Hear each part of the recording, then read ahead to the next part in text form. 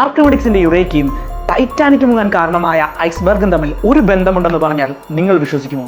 Titanic മുങ്ങാൻ കാരണമായത് കടലിന്റെ മുകളിൽ പൊങ്ങി നിന്ന വലിയൊരു ഐസ്ബർഗാണെന്ന് നമ്മൾക്ക് എല്ലാവർക്കും അറിയാം. എന്നാൽ അത്രയും വലിയൊരു ഐസ്ബർഗ് കടലിന്റെ മുകളിൽ എങ്ങനെ പൊങ്ങി നിന്നുവെന്ന് നിങ്ങൾ ചിന്തിച്ചിട്ടുണ്ടോ?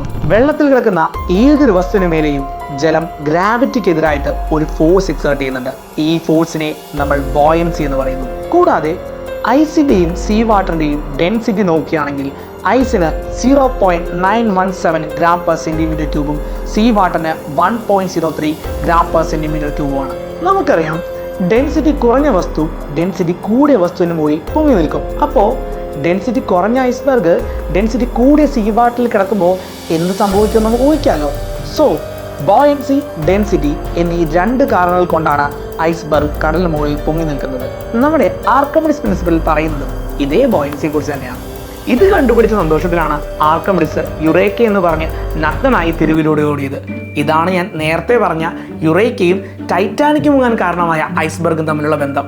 അതുപോലെ നമ്മൾ സർഫസിന് മുകളിൽ കാണുന്നത് ഐസ്ബർഗിന്റെ ചെറിയൊരു ഭാഗം മാത്രമാണ്. അതിനേക്കാൾ 10 മടങ്ങ് അധികം ഭാഗം സർഫസിന് അടിയിലുണ്ട്. ഇത് ബേസ് ചെയ്തിട്ടാണ് ഇംഗ്ലീഷിൽ just the tip of the iceberg എന്ന പ്രയോഗം ഉണ്ടായത്.